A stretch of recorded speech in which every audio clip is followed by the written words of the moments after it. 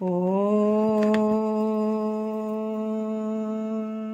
ಗುರುರ್ಬ್ರಹ್ಮ ಗುರುರ್ವಿಷ್ಣು ಗುರುರ್ದೇವೋ ಮಹೇಶ್ವರಃ ಗುರು ಸಾಕ್ಷಾತ್ ಪರಬ್ರಹ್ಮ ತಸ್ಮೈ ಶ್ರೀ ಗುರವೇ ನಮಃ. ಧ್ಯಾನ ಮೂಲ ಗುರು ಮೂರ್ತಿ ಪೂಜೆ ಮೂಲ ಗುರು ಪಾದ ಮಂತ್ರ ಮೂಲ ಗುರು ವಾಕ್ಯ ಮುಕ್ತಿ ಮೂಲ ಗುರು ಕೃಪಾ. ಶ್ರೋತ್ರಿಯ ಬ್ರಹ್ಮನಿಷ್ಠ ಸದ್ಗುರು ಬಸವಾನಂದರ ಪಾದ ಕಮಲಗಳಿಗೂ ಅವರ ಪ್ರತಿರೂಪದಂಥ ನಿಜಗುಣಪ್ಪನವರ ಪಾದ ಕಮಲಗಳಿಗೂ ನನ್ನ ದೀರ್ಘದಂಡ ಪ್ರಣಾಮಗಳನ್ನು ಸಲ್ಲಿಸುತ್ತಾ, ಸದ್ಗುರು ಮಾರ್ತಂಡ ಸಾಬಾಯಿ ಸದ್ಗುರುಗಳ ಪಾದ ಕಮಲಗಳಿಗೂ ಹಾಗೂ ರಾಯಪ್ಪ ಸದ್ಗುರುಗಳ ಪಾದ ಕಮಲಗಳಿಗೂ ನನ್ನ ದೀರ್ಘದಂಡ ಪ್ರಣಾಮಗಳನ್ನು ಸಲ್ಲಿಸುತ್ತಾ, ಗುರು ಸ್ವರೂಪರಾದಂಥ ನನ್ನ ಪತಿದೇವರಿಗೂ ಕೂಡ ನನ್ನ ದೀರ್ಘದಂಡ ಪ್ರಣಾಮಗಳನ್ನು ಸಲ್ಲಿಸುತ್ತಾ, ಮನದಲ್ಲಿ ಸ್ಮರಿಸಿಕೊಳ್ಳುತ್ತಾ ತಮ್ಮೆಲ್ಲರಿಗೂ ವಂದಿಸುತ್ತಾ, ಇವತ್ತಿನ ಪರಮಾರ್ಥ ಗೀತೆ 8ನೇ ಗತಿ ನಡೆದ ಅಷ್ಟಮ ಗತಿ ನಡೆದಂಥ ಭಾಳಷ್ಟು ವಿಚಾರಗಳನ್ನು ಅವರು ಹೇಳ್ತಾ ಇದ್ದಾರೆ. ಮೋಕ್ಷಕ್ಕೆ ಸಾಧನವಾಗಿರುವಂಥದ್ದು ಈ ಸಪ್ತಭೂಮಿಕೆಗಳ ಬಗ್ಗೆ ಹೇಳ್ತಾ ಇದ್ದಾರೆ. ಯಾವ ರೀತಿ ಒಂದು ಭಗವಂತನ ಕಾಣಕ್ಕೆ ನಾವು ಭಾಳಷ್ಟು ದೇವಸ್ಥಾನಗಳಿಗೆ ಅಲ್ಲಿ ಹೋದಾಗ ಮೆಟ್ಲುಗಳಿರ್ತಾವೆ, ಇಲ್ಲಾಂದ್ರೆ ಒಂದು ರೌಂಡ್ ಹಾಕಿ ಪಾಳಿ ಪ್ರಕಾರ ಹೋಗಬೇಕಾಗ್ತದೆ. ಒಮ್ಮೆಲೆ ಗರ್ಭಗುಡಿಗೆ ಹೋಗ್ಬಿಡ್ತೀವಿ ಏನಂದ್ರೆ ಹಾಗಂಗಿಲ್ಲ, ಯಾಕಂದ್ರೆ ಅಲ್ಲಿ ಮೆಟ್ಲುಗಳಾರ ಇರ್ತಾವೆ, ಅಥವಾ ಹಿಂಗೆ ಮೆಟ್ಲುಗಳು ಹತ್ತಿ ಮೇಲ್ಗಡೆ ಹೋಗಿ ಜನ ಜಾಸ್ತಿ ಬಂದಾಗ ಇವೆಲ್ಲ ಒಂದು ರೌಂಡ್ ಹಾಕಬೇಕಾಗ್ತದೆ. ಭಾಳಷ್ಟು ಕಷ್ಟಪಡ್ಬೇಕಾಗ್ತದೆ ಅಲ್ಲಿ ಹೋಗಿ. ಒಂದೇ ಸಲಕ್ಕೆ ದೇವ್ರ ದರ್ಶನ ಆಗಂಗಿಲ್ಲ, ನಾವು ಸ್ವಲ್ಪ ಇಂಥವೆಲ್ಲ ಕಷ್ಟಪಡಬೇಕಾಗ್ತದಲ್ಲ. ಹಂಗೆ ಇಲ್ಲಿ ಕೂಡ ಮೋಕ್ಷವನ್ನು ಪಡಿಬೇಕಾದ್ರೆ, ಮುಕ್ತಿಯನ್ನು ಹೊಂದಬೇಕಾದ್ರೆ ಈ ಸಪ್ತಭೂಮಿಕೆಗಳು ಈ ಮೋಕ್ಷಕ್ಕೆ ಭಾಳ ಸಾಧನ ಆಗಿರುವಂಥವು. ಅದರಲ್ಲಿ ಏನಾದರೂ ಸುಖೇಚ್ಛದ ಬಗ್ಗೆ ಹೇಳಿದರು. ಈ ಒಂದು ಇದರಲ್ಲಿ ಮತ್ತು ಸುವಿಚಾರ ಅಸಂಗದ ಬಗ್ಗೆ 2 ಭೂಮಿಕೆ ಬಗ್ಗೆ ಹೇಳ್ತೀವಿ ಅಂತ ಹೇಳಿದ್ದಾರೆ ಅವರು. ಈ ಸೂತ್ರದಲ್ಲಿ ಏನು ಹೇಳ್ತಾರ ಅಂತಂದ್ರೆ, ಇಂಥ ಆದಿಯ ಭೂಮಿಕೆಯೋ ಸಂತಸದಿ ಮುಕ್ತಿ ಸಾಧನಂ ನಿಜ ವೈರಾಗ್ಯಂ ತಾನೆಂದು ವರೆದು ಒಲವಿಂದಂ ತಿಳುಪುವೆನು ಈಗಳಿ ಇನ್ನು ಯೋಗ ಕ್ರಮಮಂ ಅಂತ ಹೇಳಿ ಇಂದಿನ ವಿಚಾರದಲ್ಲಿ ಭಾಳಷ್ಟು ವಿಚಾರಗಳನ್ನು ಅವರು ಹೇಳಿದರು. ವೈರಾಗ್ಯಶಾಲಿ ಆದಂಥವ ಮತ್ತು ಯಮ ನೇಮಾದಿಗಳು ಅಷ್ಟಾಂಗ ಯೋಗಗಳ ಬಗ್ಗೆ ಹೇಳಿದರು. ಸಗುಣ ಮತ್ತು ಯೋಗಗಳ ಬಗ್ಗೆ ಕೂಡ ಹೇಳಿದರು ಅವರು. ಯಮ ನೇಮ ಆಸನ ಪ್ರಾಣಾಯಾಮ ಪ್ರತ್ಯಾಹಾರ ಧ್ಯಾನ ಧಾರಣ ಸಮಾಧಿ ಅಂತ ಇಲ್ಲಿ ಕೂಡ ಹೇಳಿ, ಈಗ ನಿರ್ಗುಣ ಅಷ್ಟಾಂಗದ ಬಗ್ಗೆ ಅವರು ಹೇಳಿದ್ದಾರೆ, ಇನ್ನು ಹೇಳ್ತಾ ಇದ್ದಾರೆ. ಯಾಕಂದ್ರೆ ಇವು ಕೂಡ ನಿರ್ಗುಣ ಅಷ್ಟಾಂಗಗಳು 8 ಅದಾವ, ಮತ್ತು ಇವು ಸಗುಣ ಅಷ್ಟಾಂಗಗಳಿಗಿಂತ ಶ್ರೇಷ್ಠವಾಗಿರುವಂಥದ್ದು ಅಂತ ನಿನ್ನೆಯ ವಿಚಾರದಲ್ಲಿ ಹೇಳಿದ್ರು ಅವರು. ಮತ್ತು ನಾವು ಸ್ವಲ್ಪ ಇದನ್ನು ಹೆಂಗಂದ್ರೆ 4ನೆಯ ನುಡಿಯಿಂದ ನಾವು ನೋಡೋಣ ಏನು ಹೇಳಿದಾರ.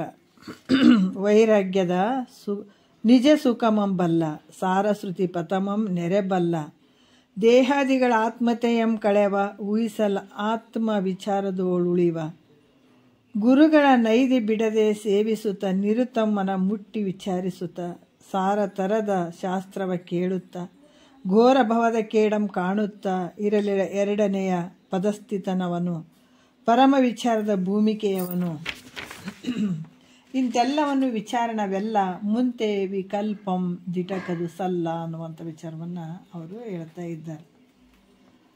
ಏನು ಹೇಳ್ತಾ ಇದ್ದಾರೆ, ಇಲ್ಲಿ ಶಿಷ್ಯ ಕೇಳಪ್ಪ ಅಂದ್ರೆ ವೈರಾಗ್ಯದ ನಿಜ ಸುಖಮಂ ಬಲ್ಲ ಅಂತ ಹೇಳ್ತಾರ. ಅಂದ್ರೆ ನಿಜ ಸುಖ ಅಂದ್ರೆ ಅದು ಸತ್ಯವಾಗಿರುವಂಥದ್ದು, ಖರೆ ಸುಖ ಅಂತ ಕೂಡ ಹೇಳ್ತಾರೆ. ಅಂದರೆ ಬಲ್ಲ ಅಂದರೆ ಅರಿದಂಥ, ಸಾರ ಅಂದರೆ ಶ್ರೇಷ್ಠವಾದಂಥ. ಇಲ್ಲಿ ಏನು ಹೇಳ್ತಾರೆ, ವೈರಾಗ್ಯದ ನಿಜ ಸುಖಮಂ ಬಲ್ಲ ಸಾರ ಶ್ರುತಿ ಪತಮಂ ನೆರೆ ಬಲ್ಲ ಅನ್ನುವಂಥ ವಿಚಾರವನ್ನು ಹೇಳ್ತಾರೆ. ಅಂದ್ರೆ ಇಲ್ಲಿ ಸಾಧಕನು ವೈರಾಗ್ಯಶಾಲಿಯಾಗಿಯೂ ಅಥವಾ ಯೋಗ ಚಿತ್ತದಿಂದ ಒಂದು ಏಕಾಗ್ರತೆಯನ್ನು ಪಡ್ಕೊಂಡಂಥವನು, ಚಿತ್ತ ಸ್ಥೈರ್ಯ ಉಳ್ಳಂಥವನಾಗಿರುವಂಥವನು ಈ ಗುರುಗಳನ್ನು ಪಡ್ಕೊಂಡು ಆತ್ಮವಿಚಾರ ಮಾಡುವಂಥವನಾಗ್ತಾನೆ. ಅದಕ್ಕೆ ಉತ್ತಮ ಅಧಿಕಾರಿಯು ಬೇಕಾಗ್ತದೆ. ಇದನ್ನೆಲ್ಲ ಮಾಡ್ಕೊಂಡಿರ್ತಾನತ. ಮತ್ತು ಗುರುಗಳ ಲಕ್ಷಣ ಅಂತ ಹೇಳ್ತಾ ಇದ್ದಾರೆ ಅವರು.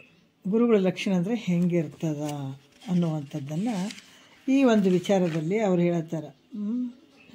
ಗುರುಗಳ ನೈದಿ ಬಿಡದೆ ಸೇವಿಸುತ್ತಾ ನಿರುತ್ತ ಮನ ಮುಟ್ಟಿ ವಿಚಾರಿಸುತ್ತಾ ಏನು ಹೇಳ್ತಾರೆ, ಗುರುಗಳು ಹೆಂಗಿರಬೇಕು ಅನ್ನುವಂಥದ್ದು. ಅಂಥ ಗುರುಗಳಿಂದನೇ ಸಾಧ್ಯ ಆಗ್ತದೆ. ಸಣ್ಣ ಪುಟ್ಟ ಗುರುಗಳಂದ್ರೆ ಅವರಿಂದ ಸಾಧ್ಯ ಆಗಲ್ಲ. ಇವಾಗ ಭವಬಂಧ ಇದು ಹೋಗ್ಬೇಕಾಗಿತ್ತಂದ್ರೆ ನಿಜ ಶಿಷ್ಯನೇ ಬೇಕಾಗ್ತದೆ, ನಿಜ ಗುರುನೇ ಬೇಕಾಗ್ತದೆ. ಗುರು ಅಲಸದೆ ಬೇಸರ ಪಟ್ಟುಕೊಳ್ಳದೆ ಗುರು ಹೇಳಬೇಕು, ಬೇಸರ ಪಟ್ಟುಕೊಳ್ಳದೆ ಶಿಷ್ಯ ಹೇಳಬೇಕು. ಅದು ಹೆಂಗೆ ಕೇಳಬೇಕಂದ್ರೆ ಒಲವಿನಿಂದ ಕೇಳಬೇಕು. ಕಾಟಾಚಾರಕ್ಕೆ ಕುಂತು ಕೇಳ್ತೀನಿ ಅನ್ನಂಗಿಲ್ಲ. ಇದು ಭಾಳ ಪ್ರೀತಿಯಿಂದ ಒಲವಿನಿಂದ ಕೇಳಬೇಕಾಗ್ತದೆ. ಇದು ಗುರು ಕೂಡ ಒಲವಿನಿಂದನೇ ಹೇಳಬೇಕಾಗ್ತದೆ. ಅದಕ್ಕೆ ಇವೆಲ್ಲ ಹೆಂಗೆ ಅಂತಂದ್ರೆ ಸಂಸಾರ ಸಂಬಂಧದಾದಂಥ ಎಲ್ಲ ವಿಷಯಗಳ ಸುಖಗಳನ್ನು ಇವೆಲ್ಲ ದುಃಖಗಳಿಂದ ಕೂಡಿದವ ಅಂತ ಅದನ್ನೆಲ್ಲ ಬಿಟ್ಟಿರ್ತಾನೆ. ವೈರಾಗ್ಯ ಸುಖವನ್ನು ಬಲ್ಲವನಾಗಿರ್ತಾನೆ. ವಿಷಯಾದಿಗಳಲ್ಲಿ ದೋಷ ಕಂಡಿರ್ತಾನೆ. ಅದರಿಂದ ಬರೀ ದುಃಖದವಂತ ತಿಳ್ಕೊಂಡಿರ್ತಾನೆ. ಮತ್ತು ಸಾಧಕರು ಏನೇನು ಇದು ಸಾಧನ ಚತುಷ್ಟಯ ಸಂಪನ್ನನಾಗಿರ್ತಾರಲ್ಲ ಆ ರೀತಿ ಈತನ ಬಳಿ ಗಟ್ಟಿಯಾಗಿರ್ತಾವ, ದೃಢ ಆಗಿರ್ತಾವ. ಮತ್ತು ಅನೇಕ ಉಪನಿಷತ್ತುಗಳ ಮತ್ತು ವಾಕ್ಯಗಳಿಗೆ ಅದ್ವೈತ ರೂಪ ಅರ್ಥವನ್ನು ಚೆನ್ನಾಗಿ ತಿಳಿದಿರ್ತಾನೆ. ಯಾಕಂದ್ರೆ ಅದ್ವೈತ ರೂಪ ಅರ್ಥವಾಗುವುದನ್ನು ಉಪನಿಷತ್ತುಗಳಲ್ಲಿ ಇರುವಂಥ ವಾಕ್ಯಗಳನ್ನು ಚೆನ್ನಾಗಿ ತಿಳ್ಕೊಂಡಿರ್ತಾನತ. ಈ ರೀತಿ ತಿಳ್ಕೊಂಡಿದ್ದಾನ ಅಂತಂದ್ರೆ ಏನಾಗ್ತದೆ ಅಂತಂದ್ರೆ ಅಲ್ಲಿ ಶ್ರೋತ್ರಿಯತ್ವ ಅನ್ನುವಂಥದ್ದು ಬರ್ತದೆ. ಗುರುವಿಗೆ ಶ್ರೋತ್ರಿಯ ಬ್ರಹ್ಮನಿಷ್ಠ ಸದ್ಗುರುಗಳು ಅಂತ ಹೇಳ್ತಾರಲ್ಲ, ಶ್ರೋತ್ರಿಯತ್ವ ಎಲ್ಲ ಗೊತ್ತಿರಬೇಕತ್ತಾಗ. ಮತ್ತು ಅಂಥ ಗುರುಗಳು ತಮಗೆ ಶರಣಾಗತನಾದಂಥ ಶಿಷ್ಯರಿಗೆ ಏನು ಹೇಳ್ಬೇಕತ್ತ, ಆತನ ಪ್ರಶ್ನೆ ಅರ್ಥ ಮಾಡ್ಕೋಬೇಕು. ಶಿಷ್ಯ ಆದಂಥ ಗುರು ಆದಂಥದ್ದು ಆತ ಏನು ಕೇಳಾಕತ್ತಾನ, ಅಪ್ಪ ನಾನು ಯಾರಿದ್ದೀನಿ, ಈ ಭೂಮಿಗೆ ಯಾಕೆ ಬಂದೆ, ನನಗೆ ಈಗ ಜನನ ಮರಣ ಅನ್ನುವಂಥದ್ದು ಎಷ್ಟು ದಿವಸ ಸಾಯಬೇಕು, ಎಷ್ಟು ದಿವಸ ಹುಟ್ಟಬೇಕು ಅನ್ನುವಂಥದ್ದು ಪ್ರಶ್ನೆ ಇರಬೇಕು. ನಾನು ಯಾರಿದ್ದೀನಿ, ಈ ಮನುಷ್ಯ ಹುಟ್ಟಿದದಕ್ಕೆ ಲಾಭ ಯಾವುದು, ಮನುಜ ಕುಲ ಜನನದ ಲಾಭ ಯಾವುದು, ಮತ್ತು ನಾನು ಯಾರಿದ್ದೀನಿ ಅನ್ನುವಂಥ ಪ್ರಶ್ನೆ ಆತ ಕೇಳಿದಾಗ ನಾ ಈ ಜನ್ಮವನ್ನು ಸಾರ್ಥಕ ಮಾಡ್ಕೊಳ್ಬೇಕಪ್ಪ ಅಂತ ಆತ ಬಂದು ಶರಣಾಗತನಾದಾಗ ಆತ ಏನು ಹೇಳಬೇಕು, ಮುಖ್ಯ ವಿಚಾರಗಳನ್ನು ಹೇಳಬೇಕು. ತತ್ವಮಸಿ ವಾಕ್ಯವನ್ನೇ ಹೇಳಬೇಕು. ಅದು ಬಿಟ್ಟು ನೀವು ಗುಡಿ ಸುತ್ತರಿ, ಗುಂಡಾರು ಸುತ್ತರಿ, ಅಲ್ಲಿಗೆ ಹೋಗು ಇಲ್ಲಿಗೆ ಹೋಗು ಅಂತ ಹಿಂಗೆ ಹೇಳ್ತಾರನ, ಹೇಳಂಗಿಲ್ಲ. ವಿಹಿತ ಗುರು ಯಾವಾಗಲೂ ನಿಜ ಸ್ವರೂಪದ ವಿಚಾರವನ್ನೇ ಹೇಳಬೇಕು. ಅದಕ್ಕೆ ನಿಜಗೊಂಡರು 6 ಮಂದಿ ಗುರುಗಳನ್ನು ಬರ್ಕೊಂಡು ಬಂದಿದ್ದಾರೆ.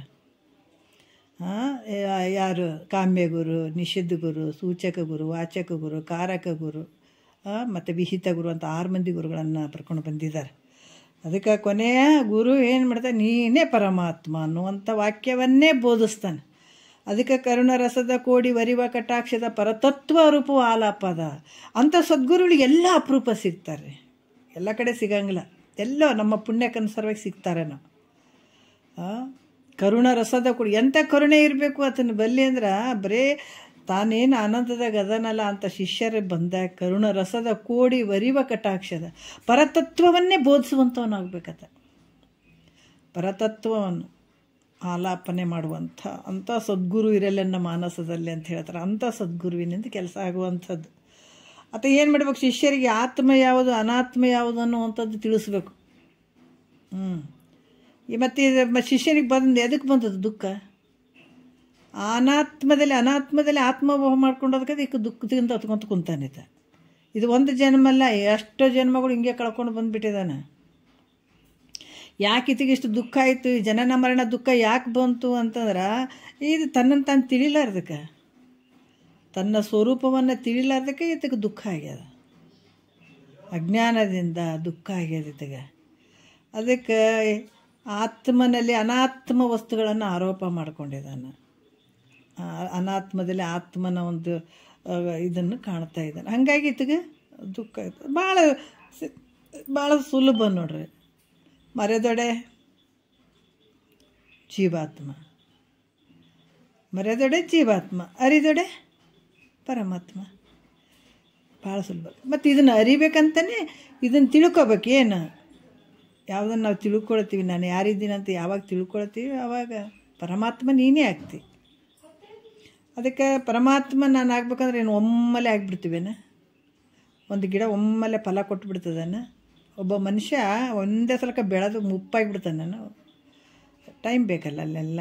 ಹಂಗೆ ನಾನು ಬ್ರಹ್ಮನಿದ್ದೀನಿ ಅಂತ ದೃಢ ಆಗಬೇಕಾದ್ರೆ ಇಲ್ಲಿ ಗುರು ಮುಖಾಂತರ ಶ್ರವಣ ಮನನ ನಿಧಿಧ್ಯಾಸನ ಮಾಡಿಕೊಂಡು ಗಟ್ಟಿ ಮಾಡ್ಕೊಳ್ಬೇಕು, ದೃಢ ಮಾಡ್ಕೊಳ್ಬೇಕಾಗ್ತದೆ. ಎಷ್ಟು ಶರೀರ ನಾನು ನಾನು ಅಂತ ಅಂದ್ಕೊಂಡು ಕುಂತೀನಿ ಅಷ್ಟೇ ಶರೀರ ನಾನಲ್ಲ ಅನ್ನುವಂಥ ಭಾವ ದೃಢ ಆಗಬೇಕು. ಅಲ್ಲಿ ತನಕ ಇದು ಮಾಡಬೇಕಾಗ್ತದೆ. ಶರೀರ ನಾನು ಅಲ್ಲ ಅನ್ನುವಂಥ ಭಾವ. ಮತ್ತು ದೃಢ ಆಯ್ತಂದರೆ ನಾನು 1 ದಿವ್ಸ ಕೇಳಿದೆ, 2 ದಿವ್ಸ ಕೇಳಿದೆ, ಮತ್ತು 4 ದಿವ್ಸ ಬಿಟ್ಟೆ, ನಾವು ಹಂಗೆ ಮಾಡಿದ್ವಿ ಎಲ್ಲದಕ್ಕೂ ಟೈಮ್ ಇಟ್ಕೊಳ್ತೀವಿ. ಇದು ಕೇಳೋಕೆ ಮಾತ್ರ ಯಾವಾಗೋ ಒಂದು ಸಲ ಕೇಳ್ತೀವಿ, ಅದು ದೃಢ ಆಗಿಬಿಡ್ತದೆ. ಇಲ್ಲ, ಸತತ ಇರಬೇಕಾಯ್ತು. ಸತತ ಯಾವಾಗ ನೀನು ಬಿಡದೆ ಕೇಳ್ಕೊತ ಬರ್ತಿದ್ದಿ ಆವಾಗ ಈ ಶರೀರ ನಾನಲ್ಲ ಅನ್ನುವಂಥ ಭಾವ ದೃಢ ಆಗ್ತದೆ. ಪರಬ್ರಹ್ಮ ಸ್ವರೂಪ ನಾನು ಇದ್ದೀನಿ ಅನ್ನುವಂಥ ಭಾವ ದೃಢ ಆಗ್ತದೆ. ಅಲ್ಲಿ ಮಟ್ಟ ಇದು ಆಗಕ್ಕೆ ಸಾಧ್ಯ ಇಲ್ಲ. ಹಾಗಾಗಿ ಇಲ್ಲಿ ಕೂಡ ಅಂಥ ಗುರು ಏನು ಮಾಡಬೇಕು ಅಂತಂದ್ರೆ ಆತ್ಮ ಅನಾತ್ಮ ಯಾವಂತ ಇವುಗಳನ್ನು, ಈ ವಿವೇಕವನ್ನು ಹೇಳಬೇಕಾಗ್ತದೆ.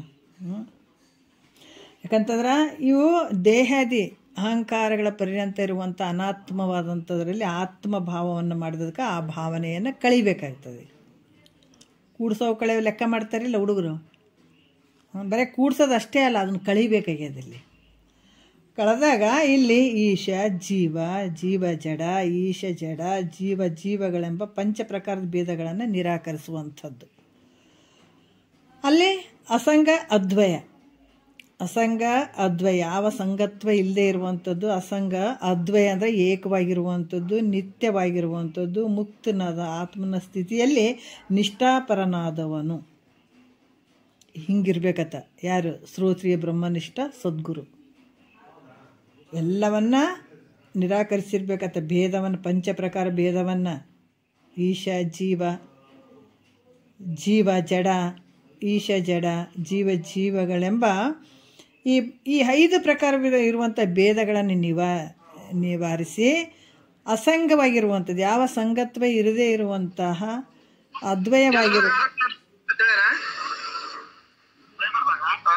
ಅದ್ವಯವಾಗಿರುವಂಥ ನಿತ್ಯ ಮುಕ್ತನಾದ ಆತ್ಮನ ಸ್ಥಿತಿಯಲ್ಲಿ ನಿಷ್ಠಾಪರನಾದವನು ಅಂದ್ರೆ ಆತ ಶ್ರೋತ್ರಿಯ ಬ್ರಹ್ಮನಿಷ್ಠ ಸದ್ಗುರು ಅನ್ನುವಂಥ ಭಾವ. ಯಾಕಂದರೆ ಇಂಥ ಗುರುಗಳನ್ನು ಸ್ವಲ್ಪ ಮ್ಯೂಟ್ ಮಾಡ್ರಿ, ಕೇಳಿಸ್ತೇ? ಹಲೋ ಹಲೋ, ಇದು ರೀ ಸ್ವಲ್ಪ ಮ್ಯೂಟ್ ಮಾಡಿ,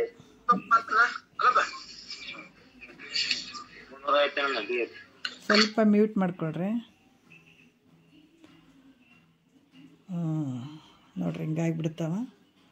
ಅದಕ್ಕೆ ಈ ರೀತಿ ಅವ್ರು ಯಾರು ಅಂದ್ರೆ ಶ್ರೋತ್ರಿಯ ಬ್ರಹ್ಮನಿಷ್ಠ ಸದ್ಗುರುಗಳು. ಇಷ್ಟೆಲ್ಲ ಮಾಡ್ಕೊಂಡು ಬಂದಿರ್ತಾರಲ್ಲ ಇವರು ಏನಂತಂದ್ರೆ ಗುರುಗಳು. ಇಂಥ ಗುರುಗಳನ್ನು ಹೊಂದಿ ಶಿಷ್ಯನು ಅವರ ಒಂದು ಪಾದಕ್ಕೆ ಶರಣಾಗತನಾಗಿ ಅವರ ಸೇವೆಯನ್ನು ಮಾಡಬೇಕಾಗ್ತದೆ.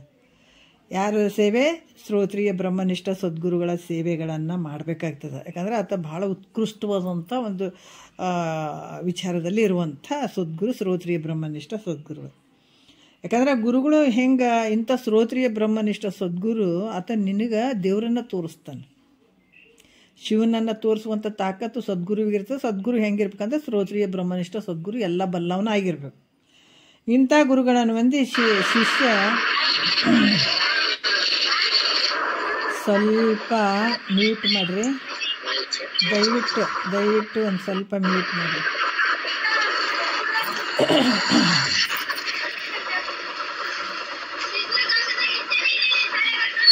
ಸ್ವಲ್ಪ ಮ್ಯೂಟ್ ಮಾಡಿರಿ. ಗಂಗಣ್ಣ ಯಾರದಾರ? ಗಂಗಪ್ಪ ಅನ್ನೋರು ಸ್ವಲ್ಪ ಮ್ಯೂಟ್ ಮಾಡಿರಿ. ಯಾಕಂದ್ರೆ ಸ್ವಲ್ಪ ಭಾಳ ಡಿಸ್ಟರ್ಬ್ ಆಗ್ತದೆ. ಸ್ವಲ್ಪ ಬಂದ್ ಮಾಡಿಕೊಡ್ರಿ ಅಲ್ಲಿದ್ದು, ಯಾಕಂದ್ರೆ ಭಾಳ ಡಿಸ್ಟರ್ಬ್ ಆಗ್ತದೆ ನಮ್ಗೆ ಹೇಳಕ್ಕೆ. ಇಂತಹ ಒಂದು ಶ್ರೋತ್ರಿಯ ಬ್ರಹ್ಮನಿಷ್ಠ ಸದ್ಗುರುಗಳ ಒಂದು ಪಾದಕ್ಕೆ ಶರಣಾಗತನಾಗಿ ಸೇವೆಯನ್ನು ಮಾಡಿ ಅಥವಾ ಜ್ಞಾನವನ್ನು ಪಡ್ಕೊಳ್ಬೇಕಾಗ್ತದೆ. ಯಾಕಂತಂದ್ರೆ ಗುರುಗಳು ಹೆಂಗೆ ಅದಾರ ಅಂತಂದ್ರೆ ನ ಗುರುರಧಿಕಮ್ ಅಂತ ಐತೆ. ಗುರುವಿಗಿಂತ ಶ್ರೇಷ್ಠವಾದಂಥದ್ದು ಜಗತ್ತಿನೊಳಗೆ ಯಾವುದೇ ಇಲ್ಲ. ಗುರುವಿಗಿಂತ ಶ್ರೇಷ್ಠವಾದಂಥವ್ರು ಯಾರಿಲ್ಲ. ಯಾಕಂದ್ರೆ ಗುರು ಈಶ್ವರನಿಗಿಂತಲೂ ಶ್ರೇಷ್ಠವಾಗಿರುವಂಥವನು ಅಧಿಕವಾಗಿ. ಯಾಕಂದರೆ ಶಿವನನ್ನು ತೋರಿಸುವಂಥ ಶಕ್ತಿ, ಈಶ್ವರನನ್ನು ತೋರಿಸುವಂಥ ಶಕ್ತಿ ಗುರುವಿಗೆ ಇರ್ತದೆ. ಅದಕ್ಕೆ ತನು ಮನ ಧನಗಳಿಂದ ಸುಮ್ಮನಾಗೋದು ವಿಧಿಯೊಳು ಒಂದದೇ ಮುಕ್ತಿ ಸುಮ್ಮನಾಗೋದು ಎಷ್ಟು ಚಂದ ಹೇಳ್ಯಾರ ನೋಡ್ರಿ ಅಲ್ಲಿ ನಿಜಗೊಂಡ್ರೆ ಭಾಳ ಚಂದ ಹೇಳತ್ತಾರೆ. ಈ ಮುಕ್ತಿ ಮಾರ್ಗವನ್ನು ನಮಗೆ ಸಿಗ್ಬೇಕಾದ್ರೆ ಭಾಳ ಪುಣ್ಯದ ಫಲ ಅನ್ನಬೇಕು. ಯಾಕಂದ್ರೆ ಸುಮ್ಮನಾಗೋದು ವಿಧಿಯೊಳು ಒಂದದೇ ಮುಕ್ತಿ ಸುಮ್ಮನಾಗೋದು. ಗುರುಪಾದ ಸೇವೆಯನ್ನು ಒಲವಿಂದ ಮಾಡದೆ, ಒಲವಿನಿಂದ ಮಾಡಬೇಕು ಗುರುಪಾದ ಸೇವೆ ಅಂತ ಹೇಳ್ತಾರೆ ಅವರು. ಗುರುಪಾದ ಸೇವೆಯನ್ನು ಒಲವಿಂದ ಮಾಡದೆ, ವರನಿಗಮವನ್ನು ಓದಿ ಪಾಡದೆ, ಶರೀರ ಮುಂತಾದ ಉಪಾಧಿಗಳನ್ನು ಈಡಾಡದೆ, ಪರಮ ಜೀವರನ್ನು ಒಂದುಗೂಡದೆ ಸುಮ್ಮನಾಗೋದು. ಎಷ್ಟು ಅದ್ಭುತವಾಗಿ ಹೇಳ್ತಾರೆ. ಗುರುಪಾದ ಸೇವೆಯನ್ನು ಒಲವಿಂದ ಮಾಡದೆ, ವರನಿಗಮವನ್ನು ನೋಡಿ ಪಾಡದೆ. ನೋಡ್ರಿ, ಶರೀರ ಮುಂತಾದ ಉಪಾಧಿಗಳನ್ನು ಈಡಾಡದೆ. ಈ ಶರೀರ ನಾನಲ್ಲ, ಇಂದ್ರಿಯಗಳು ನಾನಲ್ಲ, ಇವೇನು ಎಲ್ಲ ಉಪಾಧಿಗಳು ಇವನ್ನೆಲ್ಲ ತೆಗೆದು ಹಾಕಿಬಿಡೋದು. ಮತ್ತು ಪರಮ ಜೀವರನ್ನು ಒಂದುಗೂಡದೆ ಸುಮ್ಮನಾಗೋದು ವಿಧಿಯೊಳೊಂದದೆ ಮುಕ್ತಿ ಅಂತ ಹೇಳೋದು. ಅದಕ್ಕೆ ಇಲ್ಲಿ ಗುರು ಸೇವೆಯನ್ನು ಮಾಡಬೇಕು. ಶ್ರೋತ್ರಿಯ ಬ್ರಹ್ಮನಿಷ್ಠ ಸದ್ಗುರುಗಳ ಸೇವೆಯನ್ನು ಮಾಡಬೇಕು. ಇದು ಮಾಡೋದ್ರಿಂದ ಗುರುಗಳು ಏನಾಗ್ತಾರ? ಪ್ರಸನ್ನನಾಗ್ತಾರ ಅಂದರೆ ಅದಕ್ಕೆ ಹೇಳ್ತಾರ, ಗುರು ಒಂದು ಸ್ವಲ್ಪ ಆತನ ಮನಸ್ಸಿನಲ್ಲಿ ಆ ಕರುಣೆ ಬಂತು, ಕೃಪೆ ಆಯಿತು ಅಂದಾಗ ಗೆದ್ದುಬಿಟ್ಟು ನೀನು ಅಂತ. ಗೆದ್ದುಬಿಟ್ಟೆ ಅಂದರೆ ಮೋಕ್ಷ ಆಯ್ತಂತಲ್ಲ, ಏನು ಈ ಕುಂತು ಕೇಳ್ಬೇಕನ್ನುವಂಥ ಭಾವ ಬರ್ತದ. ಹೇಳಿದಂಥ ವಾಕ್ಯ ಅಲ್ಲಿ ತಿಳ್ಕೊಳ್ಳುವಂಥ ಶಕ್ತಿ ಬರ್ತದೆ. ಅವಾಗ ಶಕ್ತಿ ಬರ್ತದೆ. ಗುರುಕೃಪೆ ಅಂದರೆ ಗುರುಕೃಪೆ ಆದಾಗ ಮುಕ್ತನಾಗ್ತೀನಿ ಅನ್ನುವಂಥದ್ದಲ್ಲ. ಗುರು ಹೇಳಿದ ವಾಕ್ಯಗಳನ್ನು ಅರಗಿಸಿಕೊಳ್ಳುವಂಥ ಶಕ್ತಿ ತಾಕತ್ತು ಬರ್ತದೆ. ಅವಾಗ ಗುರುಕೃಪೆ ಅಂತ ಬರ್ತದೆ. ಅದು ಅದಕ್ಕೆ ಮೊದಲ ನಮಗಿದೆಲ್ಲ ಅರ್ಥ ಆಗಂಗಿಲ್ಲಲ್ಲ. ಯಾವಾಗ ಗುರುಕೃಪೆ ಆಗ್ತದೆ ಅವಾಗ ನಮ್ಗೆ ಅರ್ಥ ಆಗ್ತಾ ಹೋಗ್ತದೆ. ಅದಕ್ಕೆ ಗುರುಕೃಪೆ ಭಾಳ ಮುಖ್ಯ ಅನ್ನುವಂಥದ್ದು. ಇಲ್ಲಾಂದ್ರೆ ನಮ್ಗೆ ಇದು ರಹಸ್ಯನೇ ಅರ್ಥ ಆಗಂಗಿಲ್ಲ. ಇದು ಭಾಳ ದೊಡ್ಡ ರಹಸ್ಯ ಇರುವಂಥದ್ದು. ಇದು ಅರ್ಥ ಆಗ್ಬೇಕಾಗಿತ್ತ ನಾವು ಚೆನ್ನಾಗಿ ಪುಡಿ ಆಗ್ಬೇಕಂದ್ರೆ ಏನು ಇದು ಮಾಡ್ಕೋಬೇಕಂತಲ್ಲ. ಆದರೆ ಅಂತಃಕರಣ ಅನ್ನುವಂಥದ್ದು ಭಾಳ ಪರಿಶುದ್ಧವಾಗಿ ಇಟ್ಕೊಂಡು ಕೇಳುವಂಥ ಹಂಬಲ ಮಾಡ್ಕೊಂಡು ಭಾಳಷ್ಟು ನಾವು ಗುರುವಾಕ್ಯವೇ ಶ್ರುತಿ ಸ್ಮೃತಿ ಪುರಾಣ ಆಗಮ ಸಕಲ ಸಿದ್ಧಿಗಳು ಇದೆಲ್ಲ ಭಾವ ಇಟ್ಕೊಂಡು ಕೇಳಬೇಕು. ಹರ ಗುರುವೇ ಗತಿ ಅನ್ನಬೇಕು. ಗುರುಕೃಪೆ ಅಂದಾಗ ನಾವು ರೊಕ್ಕ ರೂಪಾಯಿ ಕೊಟ್ಟುಗಳನ್ನೇ ಅವ್ರೇನು ಕರುಣೆ ಮಾಡ್ತಾರಂತ ತಿಳ್ಕೊಳಂಗಿಲ್ಲಿ. ರೊಕ್ಕಕ್ಕೆ ಮತ್ತೇನೋ ನಾವು ಕೊಟ್ಟಿವ್ರಿ ಅದಕ್ಕೆ ನಾವು ಹೊಲ್ದು ಬಿಟ್ಟಾನಂತ ಹಂಗೆ ಒಲ್ಯಕ್ಕೆ ಸಾಧ್ಯ ಇಲ್ಲ. ಗುರು ನಿನ್ನ ಅಂತಃಕರಣವನ್ನು ನೋಡ್ತಾನೆ, ಪರಿಶುದ್ಧವಾದ ಅಂತಃಕರಣವನ್ನು ನೋಡ್ತಾನೆ. ನೀನು ಯಾವ ರೀತಿ ಹೊರಗೆ ಹೆಂಗಿದೆ ಅಂತ ನೋಡ್ತಾನೆ. ಹೊರಗಿನ ಭಾವ ನೀನು ಏನು ಸಾವಿರಾರು ಮಧ್ಯೆ ಕೂತ್ಕೊಂಡಿರು, ನಿಂದು ಏನು ಅಂಬೋದು ಟಕ್ಕಂತ ಗುರುವಿಗೆ ಗೊತ್ತಾಗ್ಬಿಡ್ತದೆ. ಅಲ್ಲಿ ಒಬ್ಬ ಡಾಕ್ಟ್ರಿಗೆ ಏನು ಮೊದಲೆಲ್ಲ ಬರೀ ಕೈ ನೋಡೇ ಇಂಥ ರೋಗ ಅಂತ ಹೇಳ್ತಿದ್ರಿಲ್ಲ. ಹೌದಾ? ಮೊದಲು ಡಾಕ್ಟ್ರ್ ಹತ್ರ ಹೋದಾಗ ಏನು ಮಾಡ್ತಿದ್ರು, ಕೈಯನ್ನು ಹಿಡ್ಕೊಂಡು ನರನ್ನು ನೋಡ್ತಿದ್ರು. ನೋಡಿಬಿಟ್ಟು ಇಂಥದ್ದು ರೋಗ ಇತಗಾದಂತ ಕಂಡು ಹಿಡಿತಿದ್ರು ಮೊದಲ ಡಾಕ್ಟ್ರುಗಳು. ಈ ಗುರು ಆದತ್ತ ಬರೀ ನಿನ್ನ ಮುಖ ನೋಡೇ ಗೊತ್ತಿಡಿತಾನೆ ಆತ ನೀ ಎಂಥತ್ತಿದೆ ಅಂತೇಳಿ. ಎಂಥದ್ದೇನೇ ಮಾಡಿಕೆ ಇಲ್ಲಿ ಮುಚ್ಚಿಟ್ಕೊಟ್ಟಿನಿ ಅಂದ್ರೆ ಗುರುವಿನ ಹತ್ರ ನಡೆಯಂಗಿಲ್ಲ. ಯಾಕಂದ್ರೆ ಎಲ್ಲ ಗೊತ್ತಾಗ್ತದೆ ಗುರುವಿಗೆ. ಅದಕ್ಕೆ ಎಲ್ಲ ಬಲ್ಲವ ಗುರು ಸದ್ಗುರುನಾಥ. ಅಂಥ ಗುರು ಕೃಪೆ ಆಗ್ಬೇಕಂದ್ರೆ ಸುಮ್ಮನೆ ಅಲ್ಲ. ನೀನು ಎಷ್ಟು ಆತನ ಬಲ್ಲಿ ಒಂದು ವಿನಯ ನಮ್ರತೆಯಿಂದ ಒಲವಿನಿಂದ ನೀ ಆ ಸೇವಾದಿಗಳನ್ನು ಮಾಡ್ತಿ, ಅಷ್ಟು ನಿನಗೆ ಗುರುವಿನ ಕೃಪೆ ಆಗ್ತದೆ. ಅಥವಾ ಮಾಡಲಿ ಅಂತ ಎಕ್ಸ್ಪೆಕ್ಟ್ ಮಾಡೋಂಗಿಲ್ಲ ನೀನು. ಗುರು ಏನೋ ಕೊಡ್ಬೇಕೇನೋ ಅಥವಾ ಏನಾದ್ರೂ ನಮ್ಗೆ ಹೆಂಗೆ ಅನ್ಬೇಕೇನೋ ಮಾಡಬೇಕೇನೋ ಅಥವಾ ಕೃಪೆ ಮಾಡಬೇಕೇನೋ ನೀನು ಏನು ಇಟ್ಕೊಳಂಗಿಲ್ಲ. ಗುರು ಸೇವೆ ಹೆಂಗೆ ಮಾಡಬೇಕು? ಭಗವಂತನ ಸೇವೆ. ಏನು ಮನ್ಯಾಗ ಪೂಜೆ ಗೀಜೆ ಮಾಡ್ತಿದ್ದಿ ಮೊದಲು, ಗುರು ಸಿಗೋದಕ್ಕಿಂತ ಮುಂಚೆ ದೇವ್ರ ಪೂಜೆ ಮಾಡ್ತಿದ್ದೆಲ್ಲ. ಅದಕ್ಕೆ ಅದರಂಗೆ ಗುರು ಆ ಪರಮಾತ್ಮನ ಸ್ವರೂಪ. ನಾ ಏನು ಮಾಡ್ತಿದ್ದೆ ಪೂಜೆ ಆತನೇ ಈ ಗುರು ಅಂತ ತಿಳ್ಕೊಂಡು ಮಾಡ್ಬೇಕು ನೀನು. ಅದಕ್ಕೆ ಆವ ಕಾಲದೋಳು ಬಳಿಕ ಆವ ದೇಶದೋಳು ಬೇರಾವ ವಸ್ತುವಿನೋಳು ಒಡೆಯವರೇ ದತಿ ಮಮತೆ, ಆವ ಪರಿಯೋಳು ತನ್ನ ಮೇಲಿರ್ಪುದಂತೆ ಗುರು ದೇವತೆಯೋಳು ಅನುರಾಗ ಬಿಹುದೇ ನಿಜ ಭಕ್ತಿ ಅಂತ ಹೇಳ್ತಾರೆ. ಗುರು ಸಿಗೋದಕ್ಕಿಂತ ಮುಂಚೆ ನೀ ದೇವ್ರಿಗೆ ನಮ ಅಂದಿರ್ತಿದ್ದಿಲ್ಲ, ಆ ಗುರುನೇ ಆ ದೇವರೇ ಈ ಗುರು ರೂಪದಾಗ ಬಂದಾನ ಹೇಳ್ತಾ ಇದ್ದಾನ ಅಂತ ತಿಳ್ಕೊಡ್ಬೇಕು. ಅಂತ ಏನು ದೇವ್ರ ಮೇಲೆ ಇಟ್ಟಂಥ ಭಕ್ತಿ ಗುರುವಿನ ಮೇಲೆ ಇಡ್ಬೇಕೀಗ.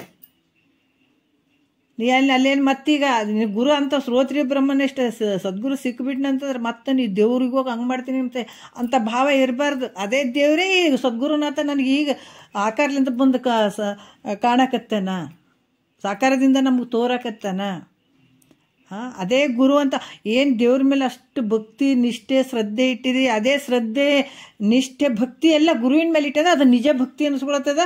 ಅವನಿಗೆ ಗೆದ್ದೆ ಅನ್ಬೇಕು. ಅವಾಗ ಗುರುನಾಥ ನಿಂದು ನೋಡ್ತಾನೆ, ಅಂತ ಕಣ್ಣ ನೋಡಿ ಅವಾಗ ಆತ ಆ ಒಂದು ಕೃಪೆಯನ್ನು ಮಾಡ್ತಾನೆ. ಮಾಡಿದಾಗ ಇನ್ನು ಭಾಳ ತಡ ಹಿಡಿಯಂಗಿಲ್ಲ. ಹಾಂ, ಅದಕ್ಕೆ ನೀನು ಮಾಡುವಂಥ ಸೇವೆಯನ್ನು ಗೊತ್ತು ಮಾಡ್ಕೊತಾನ. ಮತ್ತೆ ಮಾಡಿಬಿಟ್ಟು ಇಲ್ಲರಿ ನಾ ಸೇವೆ ಮಾಡಿಬಿಟ್ರಿ ಮಾಡ್ತೀನಿ ರೀ, ನಾ ದಿನ ಮಾಡ್ತೀನಿ ರೀ, ಮತ್ತು ಗುರುಗಳು ನನಗೆ ಜೀವನ ಮಾಡಂಗಿಲ್ಲ, ಬೇರೆದವ್ರಿಗೆ ಮಾಡ್ತಾರೆ ಅಂತ ಹಂಗಿಂಗೇನು ಅನ್ನಂಗೆ ಇಲ್ಲ. ನೀನು ಸುಮ್ಮ ಮಾಡ್ಬೇಕು, ಮುಂದೆ ನೋಡ ಮಾಡ್ಬೇಕು. ಅದು ಸಿಕ್ಕೇ ಸಿಗ್ತದೆ. ನೀ ಏಟಾರ ಮಾಡಿ ಗುರುವಿಗೆ ತನು ಮನ ಧನ ಒಲುವಿನಿಂದ ನೀ ಏನು ಸೇವೆ ಮಾಡ್ತೀವಿ ಅದು ನೀನು ಉಳ್ಕೊಂಡೇ ಬಿಡ್ತದೆ. ಅದು ಯಾವತ್ತೂ ನಾಶ ಆಗಲ್ಲ. ಹೆಂಡ್ತಿ ಮಕ್ಕಳಿಗೆ ಸಾಯೋವರೆಗೆ ದುಡಿ, ಅವು ಏನು ನಿನಗೆ ಅದರಿಂದ ದುಃಖನೇ ಸಿಗ್ತದೆ ವಿನ ನಿನಗೆ ಸುಖ ಎಂದು ಸಿಗಂಗಿಲ್ಲ. ಇವೇನು ಹಿಡಿಬಾರ್ದಕ್ಕೆ ಇವಕ್ಕೆಲ್ಲ ಗುತ್ತಿಗೆ ಹಿಡ್ಕೊಂಡು ಕುಂತಿ ಅಂದ್ರೆ ಸಾಯೋವರೆಗೆ ನೀನು ದುಃಖನೇ ಕೊಡ್ತಾವು. ಆದ್ರೆ ಗುರುವಿಂದ ಏನು ಸೇವೆ ಮಾಡ್ತಿದ್ದಿ, ಒಲುವಿನಿಂದ ಏನು ಮಾಡ್ತಿದ್ದಿ ಸೇವೆ, ಅದು ಯಾವತ್ತೂ ನಿನಗೆ ಹಂಗೆ ಹೋಗೋದಲ್ಲ. ಅದು ನಿನಗೆ ಫಲ ಕೊಟ್ಟೇ ಕೊಡ್ತದೆ, ಅದ್ಭುತವಾದಂಥ ಫಲ ಕೊಡ್ತದೆ. ಈ ಜನ್ಮ ಅಲ್ಲ, ಮುಂದಿನ ಜನ್ಮಕ್ಕೆ ಅದು ಮೆಟ್ಲಾಗ್ಬಿಡ್ತಾವೆ ನಿನಗೆ ಅಷ್ಟೊಂದು. ಅದಕ್ಕೆ ಗುರು ಸೇವೆಯನ್ನು ಮಾಡೋದ್ರಿಂದ ಗುರುಗಳು ಪ್ರಸನ್ನರಾಗ್ತಾರ. ಯಾಕಂತಂದ್ರೆ ಈಶ್ವರನ ಏನು ನಿನಗೇನು ಬೇಕೋ ಅದಕ್ಕೆ ಕಲ್ಪವೃಕ್ಷ ಕಾಮಧೇನು, ಬೇಡದಂಥವ್ರಿಗೆ ಬೇಡದನ್ನು ಕೊಡುವಂಥ ಪರಮಾತ್ಮ ಅದಾನ. ಗುರುಗಳು ಕೂಡ ಹಾಗೇನೆ, ನೀವೇನು ಬೇಡ್ತಿದ್ದೆ ಅದನ್ನು ಕೊಡುವಂಥದ್ದು. ಅದಕ್ಕೆ ಹೋಗಿ ನನಗೆ ಇದು ಕೊಡಪ್ಪ ಅದು ಕೊಡಪ್ಪ ಅಂತ ಹಾಗೆ ಕೇಳೋದಿಲ್ಲ ಗುರುವಿಗೆ. ಯಾಕಂದರೆ ಯಾರು ಕೊಡದೇ ಇರುವಂಥದ್ದು ಸದ್ಗುರು ಕೊಡೋಕೆ ರೆಡಿ ಇರ್ತಾನೆ. ಇಲ್ಲಿ ಯಾರು ತೋರಿಸ್ದೇ ಇರುವಂಥದ್ದು ರಹಸ್ಯವಾದಂಥ ವಿಚಾರಗಳನ್ನು ನಿನಗೆ ಕೊಡತ್ತಿರ್ತಾನತ. ಅದಕ್ಕೆ ಗೂಢಾರ್ಥವಾದಂಥ ವಿಚಾರಗಳನ್ನು, ಅಂಥ ವಿಚಾರಗಳನ್ನು ನಿನ್ನ ಏನು ಮನೆ ಕಳ್ಕೊಂಡು ಬಂದಿದ್ದೀಗ, ನೀನಿರೋ ಮನೆ ಇಲ್ಲ ಈಗ, ನಡು ಬಂದುಬಿಟ್ಟಿದೆ ಈಗ. ಆದರೆ ನಿನ್ನ ಸ್ವಂತ ಮನೆ ಇರೋದೇ ಬೇರೆ ಐತೆ. ಆ ಮನೆಗೆ ತಲುಪಿಸುವಂಥ ಕೆಲಸನೇ ಗುರುವಿನ ಕೆಲಸ. ಮತ್ತು ಯಾರೂ ತಲುಪಿಸಂಗಿಲ್ಲ ನಿನಗೆ ಆ ಮನೆಗೆ. ಮತ್ತು ಹಿಂಗೆ ಪಿಸಾಚಿಗತ್ತೆ ಪಿಸಾಚಿ ಅಂತೀವಿ ಈಗ, ಪಿಸಾಚಿಗಳು ಅಂತ ಅನ್ಸುತ್ತೀವಿಲ್ಲ ನಾವೀಗ. ಮತ್ತು ಅದಕ್ಕಿಂತ ದೊಡ್ಡ ಪಿಸಾಚಿ ನೀನಿದೆ. ಬಿಟ್ಟಿದೆ ಈಗ, ಮನೆ ಬಿಟ್ಟು ಬಂದಕ್ಕೆ ಇಲ್ಲಿ ಪಿಸಾಚಿಗತ್ಲೆ ತಿರುಗಾಡಕತ್ತಿದೆ. ಮತ್ತು ಕದು ಕೊಡಪ್ಪ ಕಿದು ಕೊಡಪ್ಪ. ಗುರುವಿನ ಹತ್ರ ಕೇಳ್ತೇನೆ, ದೇವ್ರ ದಿಂಡ್ರದಾವ ಅಲ್ಲಿ ಗುಡಿ ಗುಂಡರ್ದಾಗ ಕೇಳು. ಗುರುವಿನ ಹತ್ರ ಏನು ಕೇಳ್ತಿದೆ ಹೇಳ್ತಾರೆ ಅವರು. ನೀನು ಹೇಳ್ತಾರೆ ಗುರುವಿನ ಹತ್ರ ಏನು ಕೇಳಬೇಕು, ಇಂಥ ಜನನ ಮರಣ ಬಿಡುಗಡೆ ಅನ್ನುವಂಥದ್ದನ್ನು ಕೇಳಬೇಕಾಗ್ತದೆ. ನಾನು ಇದರಿಂದ ಯಾವಾಗ ಪಾರಾದೇನು, ಈ ದುಃಖವನ್ನು ಬಿಡಿಸುವಂಥವನು ಸದ್ಗುರು ಒಬ್ಬನೇ ಅದನ್ನಲ್ಲ, ಇದನ್ನು ಮುಕ್ತಿಯನ್ನು ಕೇಳುವಂಥ ವಿಚಾರ. ಅದಕ್ಕೆ ಆ ಥರ ನರಜನ್ಮದಿಂದ ಇಹದೋಳು ಮಿಗಿಲುಂಟೆ, ಕರ್ಣ ವಿಜಯದಿಂದ ಕಲಿತನ ಮುಂಟೆ, ದರೆಗೆ ಯಾಚನೆಯಿಂದ ಲಘುತರ ಮುಂಟೆ, ಪರಬೊಮ್ಮ ದರಿವಿನಿಂದುರೆ ಜಾಣ್ಮೆ ಮುಂಟೆ ಅಂತ ನೋಡ್ರಿ. ಇದನ್ನು ಕೇಳಪ್ಪ ಗುರುವಿನ ಹತ್ರ. ಏನೇನೋ ಕೇಳ್ಕೊಂಡು ಕುಂದ್ರೋದಲ್ಲ. ಎಲ್ಲನೂ ಇಂಥ ಕಷ್ಟಗಳು, ಇಂಥ ಹೆಂಡ್ತಿ ಮಕ್ಕಳು ಸಂಸಾರ ಮನಾರು ಬಿಟ್ಟು ಬಂದಿದೆ. ಅದಕ್ಕೆ ನಿಜಗೊಂಡ್ರೆ ಭಾಳ ಚಂದ ಹೇಳ್ತಾರೆ. ಅದಕ್ಕಿದೆ ಹೆಂಗೆ ಕೊಡ್ತಾನೆ, ನೀನು ಏನು ಕೇಳ್ತಿದ್ದಿ ಅದನ್ನು ಕೊಡ್ತಾನೆ ಗುರುನಾಥ. ಅದರಿಂದ ವಿನಯದಿಂದ ಗುರುಗಳಿಗೆ ಹೋಗ್ಕೇಸಿ, ಅಪ್ಪ ನನ್ನ ಮಗನಿಗೆ ಮಕ್ಕಳಾಗಿಲ್ಲಪ್ಪ, ನೌಕರಿ ಇಲ್ಲಪ್ಪ, ಆಸ್ತಿ ಕಂಗೆ ಕೊಡಪ್ಪ ಅಂತ ಕೇಳಿದ್ರೆ ಮೂರ್ಖ ಅಂತಾರೆ.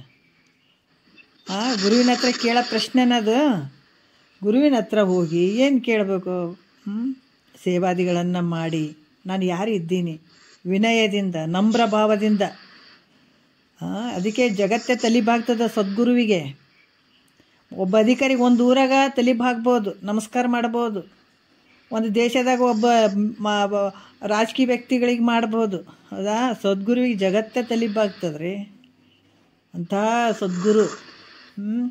ಅದಕ್ಕೆ ಅಂಥ ಸದ್ಗುರುಗಳನ್ನು ಕೊಂಡಾಡಿ ವಿನಯದಿಂದ, ಯಾಕೆ ಸದ್ಗುರುಗಳ ಸ್ತುತಿ ಮಾಡ್ಬೇಕಂದ್ರೆ ಅವ್ರ ಕೃಪೆಗೆ ಪಾತ್ರರಾಗಕ್ಕೆ ಸ್ತುತಿ ಮಾಡುವಂಥದ್ದು.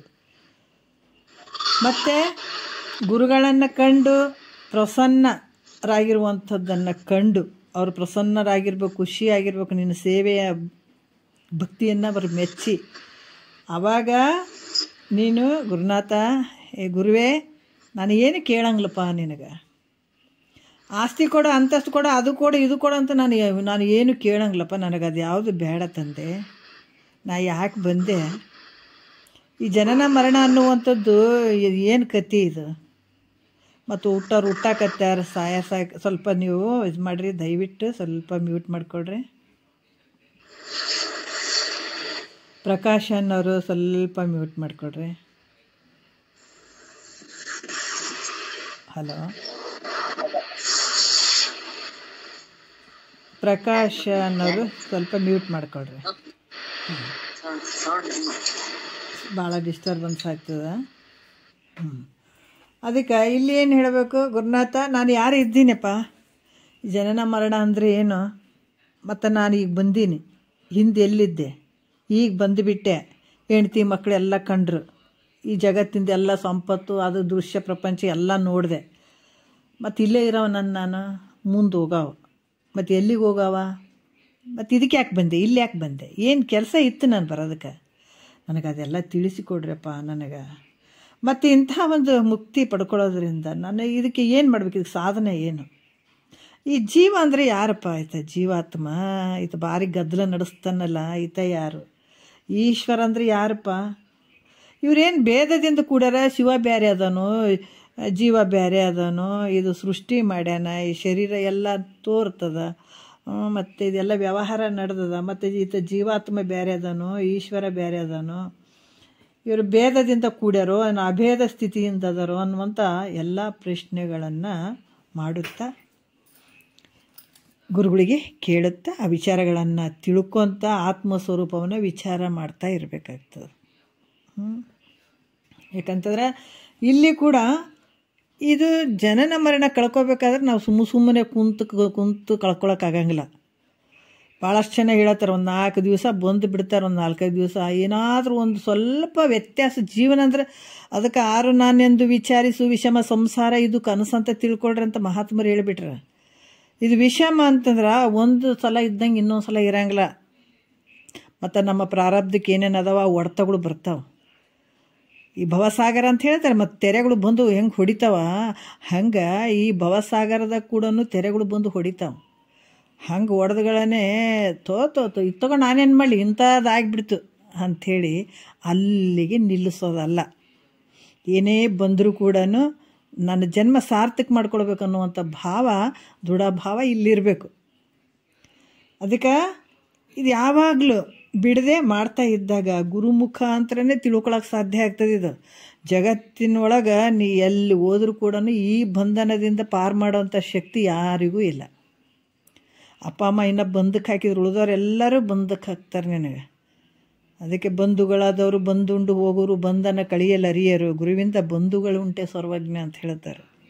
ಗುರುವಿಗೆ ಒಂದು ಸಲ ನಂಬಿ ಬಿಡ್ಬೇಕು ನೋಡ್ರಿ. ಅದಕ್ಕೆ ಹೆಂಗೆ ನಂಬಬೇಕು ಅಂತಂದ್ರೆ ಭಾಳ ಭಾಳ ಎಲ್ಲಿ ಕಣ್ಣು ತೆಗೆದ್ರೆ ಗುರುನಾಥನೇ ಕಾಣಬೇಕು ನೋಡ್ರಿ. ಗುರುನಾಥ ಪರಮಾತ್ಮ ಸ್ವರೂಪನೇ ಆತ.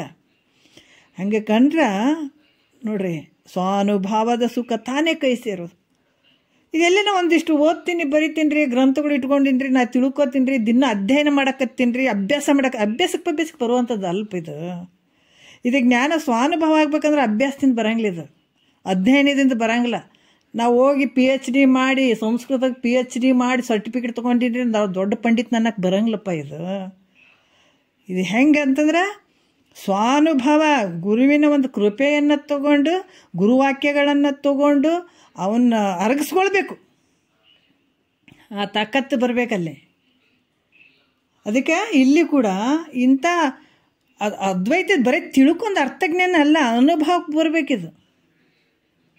ಅದ್ವೈತದ ಇದು ತಿಳಿಬೇಕಂದ್ರೆ ಯಾರು ಬೇಕು, ಬಲಾಢ್ಯ ಗುರುನೇ ಬೇಕು ಇದಕ್ಕೆ. ಅಂದಾಗ ಮಾತ್ರ ಗುರುಗಳ ಮುಖದಿಂದ ಅದ್ವೈತ ಇದನ್ನು ತಿಳ್ಕೊಳ್ಳುವಂಥ ತಾತ್ಪರ್ಯವನ್ನು ಬೋಧಿಸುವಂಥ ವೇದಾಂತ ಶಾಸ್ತ್ರ. ಇದೇನು ಶಾಸ್ತ್ರ? ಗುರುಶಾಸ್ತ್ರ. ಅದಕ್ಕೆ ಹೇಳಿದ್ದಾರೆ, ತನ್ನನ್ನೇ ಪರವೆಂದು ತಿಳಿಯುವುದಲ್ಲದೆ ಬೇರೆ ಭಿನ್ನವಿಟ್ಟ ಅರಸಲೇನುಂಟು ಕಾಣಿಸಲು. ಅದಕ್ಕೆ ಶ್ರುತಿ ಗುರುಗಳ ಬೋಧೆ ಎದು ತತ್ವಮಸಿ ಎಂದು ನುತಿಸಲಾನಾರೆಂದು ಬೆಸೆಗೊಂಡ ಬಗೆಗೆ ಗತಿಯ ಓದಿನ್ನು ತನ್ನುಳುಮೆ ತನ್ನೊಳಗಲ್ಲಾದಿ ತರಂಗಗಳಲ್ಲಿ ಭೇದಿಸಲುಂಟೆ ಬರಿದೆ ನೋಡ್ರಿ. ಅದಕ್ಕೆ ತನ್ನಲ್ಲೇ ಇರುವಂಥದ್ದು ಅದು ಹೆಂಗೆ ತಿಳ್ಕೋಬೇಕು? ನಿನ್ನಲ್ಲಿರುವಂಥ ವಸ್ತು ಹೇಳ್ತಾರಲ್ಲ, ಈಗ ಹಿಂದೆ ಕೆಲವೊಂದು ದೃಷ್ಟಾಂತಗಳು ಹೋಗಿದ್ದಾವೆ. ಅವರಪ್ಪ ಭಾಳ ಆಸ್ತಿ ಮಾಡಿಬಿಟ್ಟಿದ್ದ, ಭಾಳ ಆಸ್ತಿ ಮಾಡಿದ್ದ, ರೊಕ್ಕ ರೂಪಾಯಿ ಭಾಳ ಇದ್ದವು. ಇವೆಲ್ಲ ಸೋಮಾರಿಗಳು ಆಗ್ತಾವ ಹುಡುಗರು. ಕೆಲವ್ರು ಭಾಳ ಜನ ಇರ್ತಾರೆ ನೋಡ್ರಿ. ಈಗ ಎಷ್ಟೋ ಜನ ಅದು ಹೆಂಡತಿ ಮಕ್ಳಿಗೆ ಗೊತ್ತಾಗ್ಬರಂತ ಕೋಟಿ ಕೋಟಿ ಕೋಟಿ ಕೋಟಿ ಬ್ಯಾಂಕಿಗೆ ಇಟ್ಬಿಟ್ಟಿರ್ತಾರೆ. ಬಟ್ ಅದು ಹೆಂಗೋ ಆಗಿಬಿಟ್ಟು ಯಾರಿಗೂ ಗೊತ್ತಾಗ್ಲಾರ್ದಂಗೂ ಕೆಲವು ಸಲ ಹೋಗಿರ್ತಾವಂತ ಅವ್ರು ಸತ್ತ ಮೇಲೆ. ಈತ ಏನು ಮಾಡ್ತು, ಹಿಂದಿನ ಇದರಲ್ಲಿ ಮಣ್ಣಾಗ ಈ ತೋಡಿಬಿಟ್ಟಿಗೆ ಇದೆಲ್ಲ ಬಂಗಾರ ಬೆಳ್ಳಿ ಅವೆಲ್ಲ ಇಡ್ತಿದ್ರು. ಆತ ಏನು ಮಾಡಿದ, ಈ ಹುಡುಗರಿನ ಸ್ವಲ್ಪ ಸಣ್ಣ ಸಣ್ಣ ಬಿದ್ದು ಇವ್ರಿಗೆ ಗೊತ್ತಾಗಬಾರ್ದು ಅಂತೇಳ್ಬಿಟ್ಟು ಅವ್ರ ಫ್ರೆಂಡ್ ಬತ್ತಿದ್ದ, ಅದು ಆತ್ಮೀಯತೆ ಒಬ್ಬ ಸ್ನೇಹಿತ ಇದ್ದ, ಅದಕ್ಕೆ ಒಬ್ಬತ್ತಿಗೆ ಮಾತ್ರ ಗೊತ್ತಿತ್ತು ಇಂತೆಲ್ಲ ವ್ಯವಹಾರ. ಏನು ಮಾಡಿದ, ಬಂಗಾರ ಬೆಳ್ಳಿ ಅವು ಎಲ್ಲನೂ ಏನು ಮಾಡಿದ ಒಂದು ಕಡೆ ಇಟ್ಟಿದ್ದ. ಅಚಾನಕ್ ಆತ ಎಲ್ಲಿಗೆ ಹೋದ, ಯಾತ್ರೆಗೆ ಹೋಗಿದ್ದ, ಬರ್ತೀನಪ್ಪ ಹೋಗಿ ಯಾತ್ರೆಗೆ ಹೋಗಿ ಬರ್ತೀನಂತ ಹೋದ. ಅಲ್ಲೇ ಏನೋ ಆಗ್ಬಿಟ್ಟು ಸತ್ತೋಗ್ಬಿಟ್ಟ ನೋಡ್ರಿ, ಅಲ್ಲೇ ಸತ್ತಾತ. ಮಕ್ಕಳು ಸ್ವಲ್ಪ ದೊಡ್ಡವರಾಗಿದ್ರು, ಆಮೇಲೆ ದುಡಿಯೋದೂ ಅಷ್ಟು ಇರಲಿಲ್ಲ.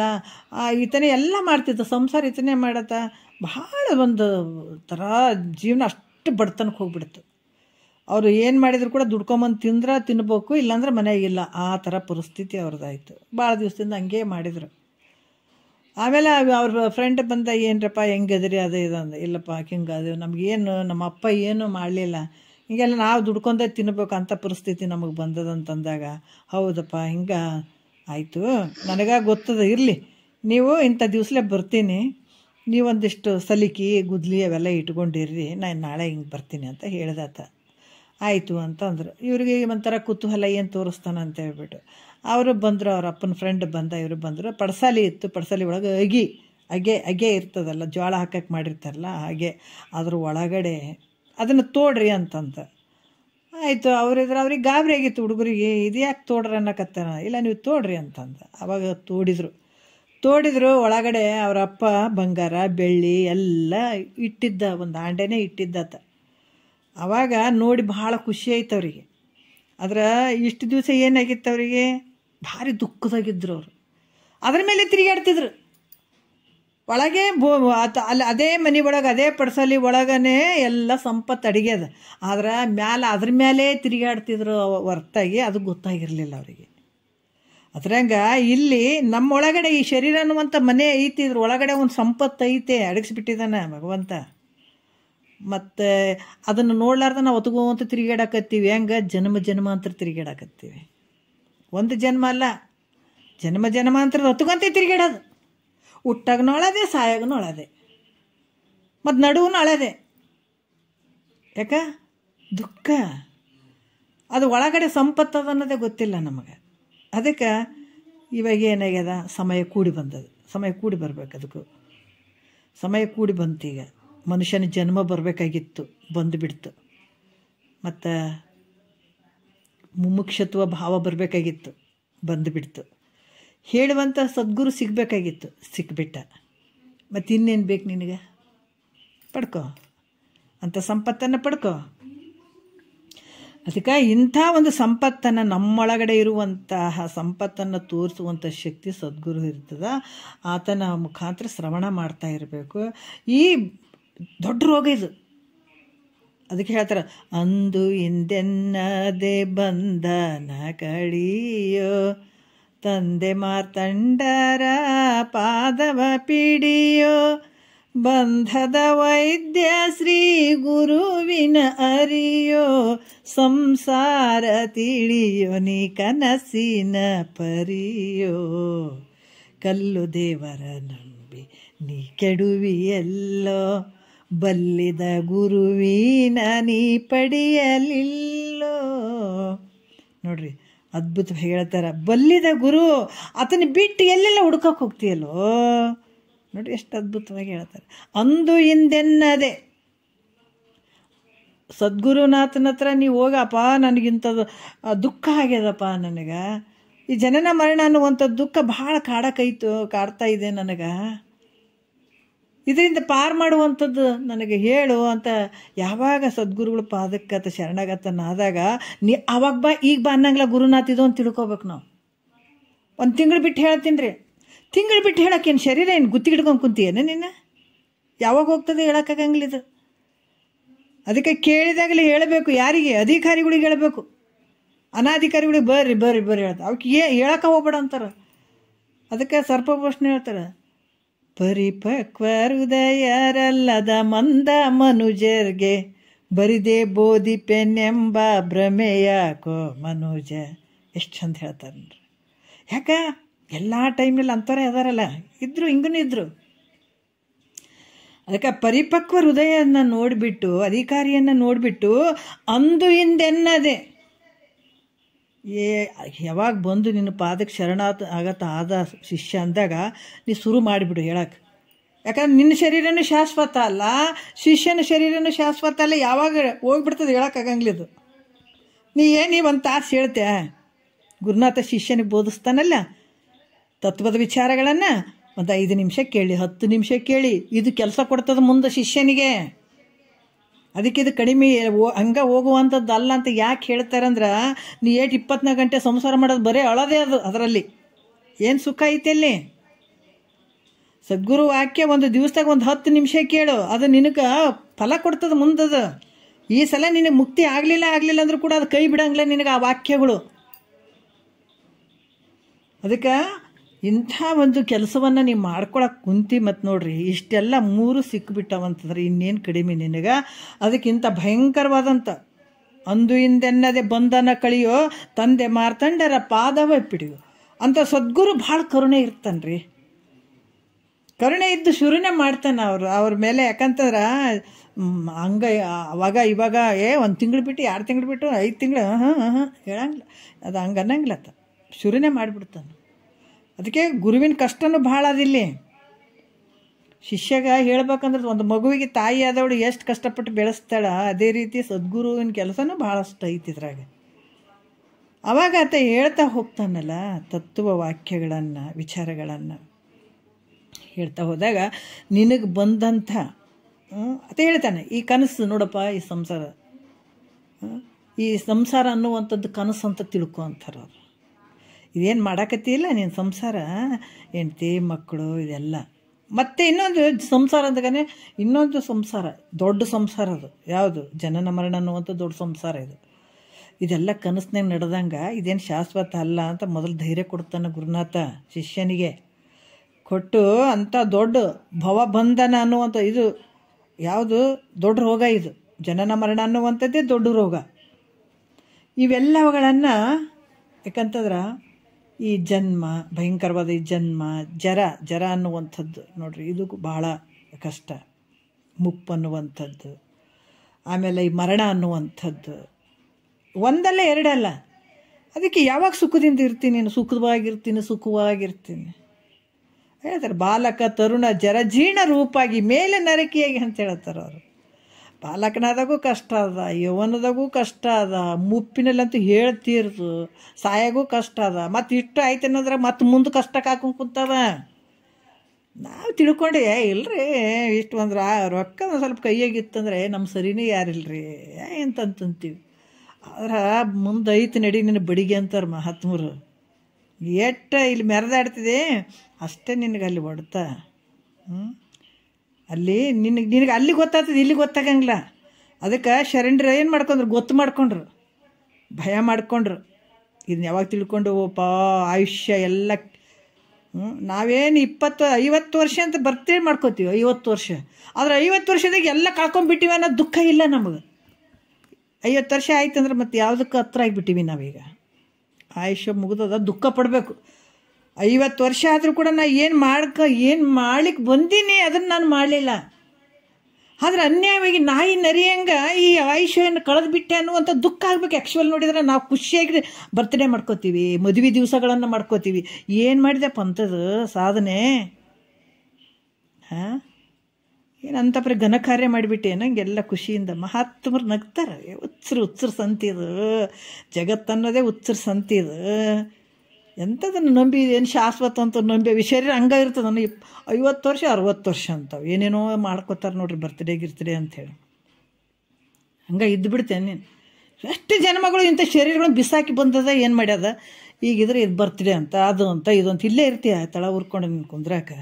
ಅನ್ಯಾಯವಾಗಿ ಈ ಶರೀರನ ಹಾಳು ಮಾಡ್ಕೊಂಡೆಲ್ಲೋ ಇಷ್ಟು ದಿವಸ. ಎಂಥದಕ್ಕನ್ನು ಬಳಸಬೇಕಾಗಿತ್ತು. ಅದಕ್ಕೆ ಮಂಗನ ಕೈಯಿಗೆ ಮಾಣಿಕ್ಯದಂತೆ ಹಾಂಗೂ ಹಿಂಗೂ ಕಳೆದಿತ್ತಂತೆ.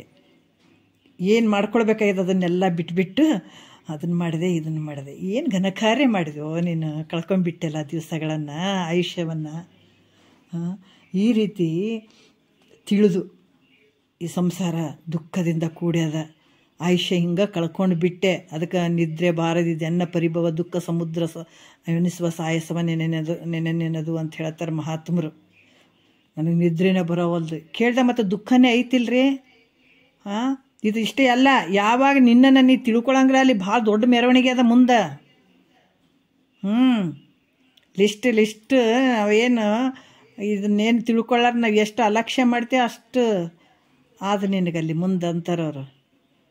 ಅದಕ್ಕೆ ಈ ರೀತಿ ಅನ್ಯಾಯವಾಗಿ ಈ ಜನ್ಮ ಅನ್ನುವಂಥದ್ದು ಹುಟ್ಟುವಂಥದ್ದು, ಮಧ್ಯೆ ಮುಪ್ಪಿನ ಅವಸ್ಥೆ, ಆಮೇಲೆ ಮರಣದ್ದು, ಈ ಸಂಸಾರದ ದುಃಖಗಳನ್ನು ಕಾಣ್ತಾ ಮನಸ್ಸಿನಾಗ ಆಯುಷ್ಯ ದಿವ್ಸಕ್ಕೆ ದಿವಸ ಕಳ್ಕೊತಾ ಇದ್ದೀವಿ ಅನ್ನುವಂಥ ಭಯ ಆಗಬೇಕು ಅಂತ ಮಹಾತ್ಮರು ಹೇಳ್ತಾರೆ ನಮಗೆ. ಏನು ಹೇಳ್ತಾರ, ಒಂದು ಆಯುಷ್ಯದಲ್ಲಿ ಇವತ್ತು ಒಂದು ತಾಸು ಹೋಯ್ತು, ಒಂದು ದಿವಸ ಹೋಯ್ತು. ಇವತ್ತೇನೋ ಒಂದು ಗುರುವಾಕ್ಯ ಕೇಳಿದೆ, ಇವತ್ತು ಸಾರ್ಥಕ ಆಯ್ತು ಇವತ್ತು ಜೀವನ. ಹಿಂಗೆ ತಿಳ್ಕೊಬೇಕು ನಾವು. ಅನ್ಯಾಯವಾಗಿ ಇವತ್ತೇನು ಕೇಳಲಿಲ್ಲಲ್ಲ, ಇವತ್ತೊಂದು ದಿವಸ ವೇಸ್ಟ್ ಆಯಿತು, ಜೀವನ ಆಯುಷ್ಯದಲ್ಲಿ ಕಡಿಮೆ ಆಯಿತು. ಅದು ಭಯ ಆಗ್ತದಿಲ್ಲ.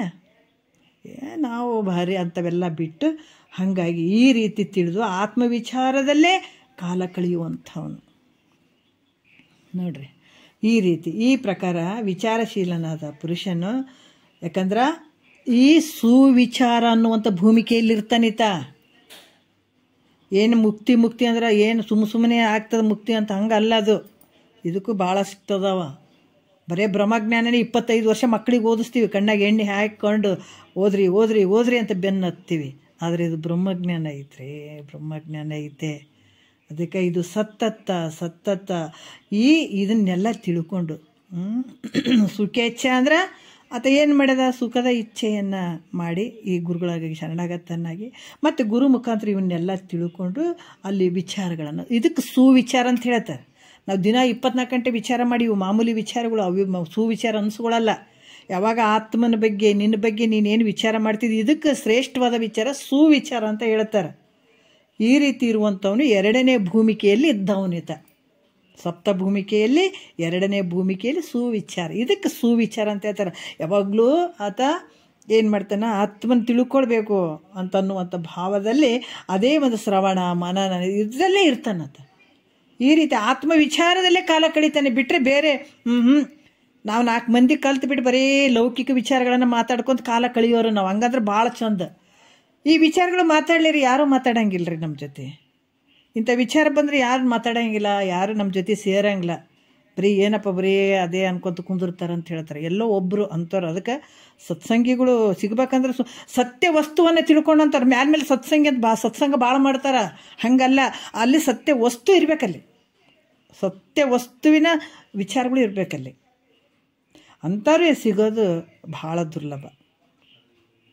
ಅದಕ್ಕೆ ಇಲ್ಲಿ ಹೇಳ್ತಾರೆ, ಈ ಥರ ವಿಚಾರ ಮಾಡುವಂಥವನಿಗೆ ಇದು 2ನೇ ಭೂಮಿಕೆಯಲ್ಲಿ ಇರ್ತಾನೆ ಈ ವ್ಯಕ್ತಿ. ಇವನು ಯಾಕಂತಾರೆ ಈ ರೀತಿಯಾಗಿ ಸಾಧನ ಈ ರೀತಿ ಇರದೇ ಇದ್ದವನಿಗೆ, ಸಾಧನಹೀನನಾಗಿರುವಾಗ ತನ್ನ ಯೋಗಕ್ಷೇಮದ ಬಗ್ಗೆ ಯಾವ ಪ್ರಕಾರ ವಿಕಲ್ಪನೆ ಮಾಡ್ತಿದ್ದಾನೋ ಆ ಸಾಧನ ಯುಕ್ತನಾದ ಮೇಲೆ ಅದು, ಯಾಕಂತಂದ್ರೆ ಮೊದಲ ಏನು ತಾನು ಹೇಗಿರ್ತಾನೋ ಅದನ್ನೆಲ್ಲ ಬಿಟ್ಟು ಈಗ ಆಧ್ಯಾತ್ಮದ ಇದನ್ನು ಆತ್ಮನ ವಿಚಾರದಲ್ಲಿ ಆತ ತೊಡಗಿರ್ತಾನೆ. ಬೇರೆ ಯಾವುದ್ರ ಬಗ್ಗೆ ಆತ ಯೋಚನೆ ಮಾಡೋಕ್ಕೋಂಗಿಲ್ಲ. ಆಮೇಲೆ ಏನೇ ಬಂದರೂ ಕೂಡ ಈಶ್ವರ ಅಥವಾ ಪ್ರಾರಬ್ಧದ ಮೇಲೆ ಹಾಕಿ, ಅಂದರೆ ಈ ಸಂಸಾರ ಅನ್ನುವಂಥದ್ದು ಇಲ್ಲರಿ, ಅವರು ಭಾಳ ತಿಳ್ಕೊಂಡಿವಂತಾರೆ. ಅವ್ರಿಗೆ ಯಾಕ್ರಿ ಕಷ್ಟ ಬರ್ಬೇಕ್ರಿ, ಇಂಥವೆಲ್ಲ ಬರ್ತಾವೆ. ಇದು ಪ್ರಾರಬ್ಧದ ಮೇಲೆ ಅದ. ಪ್ರಾರಬ್ಧದಾಗ ಕಷ್ಟನೂ ಬರ್ಬೋದು, ಸುಖನೂ ಬರ್ಬೋದು, ಏನಾದರೂ ಬರ್ತದೆ. ಆದರೆ ಈ ವ್ಯಕ್ತಿ 2ನೇ ಭೂಮಿಕೆಯಲ್ಲಿರುವಂಥ ವ್ಯಕ್ತಿ ಅದನ್ನು ಮೈ ಮೇಲೆ ತೊಗೊಳ್ತಾನೆ ಅನ್ನೋದ್ರೆ ಇಲ್ಲ, ಇದು ಪ್ರಾರಬ್ಧದ ರೂಪವಾಗಿ ಬಂದಂಥದ್ದು, ಇದು ನನಗೆ ಸಂಬಂಧ ಇಲ್ಲ, ಆದ್ರೆ ಆಗಲಿ ಅಂತ ಅದನ್ನು ಸ್ವೀಕಾರ ಮಾಡ್ತಾನೆ. ಆತ್ಮವಿಚಾರದಲ್ಲಿ ಮುಂದುವರಿತಾನತ್ತ. ಅದಕ್ಕೇನು ಜೋತ್ಕೊಂಡು ಕುಂದ್ರಂಗಿಲ್ಲ. ಈ ರೀತಿ ಅದು ಪ್ರಾರಬ್ಧ. ನಾ ಹಿಂದಿನ ಮಾಡಿದಂಥ ಕರ್ಮಕ್ಕನುಸಾರವಾಗಿ ಇದು ಬಂದದ. ಕಷ್ಟನೇ ಬಂತು, ಸುಖನೇ ಬಂತು, ಏನೋ ಬಂತು. ಕಷ್ಟ ಬಂದ್ರೂ ಅದ್ರಾಗ ಲೀನ್ ಆಗಂಗಿಲ್ಲ, ಸುಖ ಬಂದರೂ ಲೀನ್ ಆಗಲ್ಲ. ಅದು ಪ್ರಾರಬ್ಧ ಕರ್ಮ ಐತಿ, ಅದು ನನ್ನ ಸಂಬಂಧ ಇಲ್ಲ ಅಂತಾನೆ ಆ ಭಾವದಲ್ಲಿ ತೊಗೊಳ್ತಾನೆ. ಮತ್ತು ಆತ್ಮವಿಚಾರವನ್ನು ಮಾಡ್ಲಿಕ್ಕೆ ಶುರು ಮಾಡ್ತಾನೆ, ಎಡೆ ಬಿಡದೆ ಮಾಡ್ತಾನೆ. ಇದು 2ನೇ ಭೂಮಿಕೆಯಲ್ಲಿರುವಂಥ ವ್ಯಕ್ತಿ ಅಂತ ಹೇಳ್ತಾರೆ. ಮತ್ತು ಮುಂದಿನ ನಾಳೆ ನೋಡೋಣ. 1-2 ಮತ್ತು ಗುರುಗಳ ಪಾದಕ್ಕೆ ಅರ್ಪಿಸಿ ಹರವು. ಆರತಿ ಹೇಳ್ತೀರಿ ಯಾರಾದ್ರು?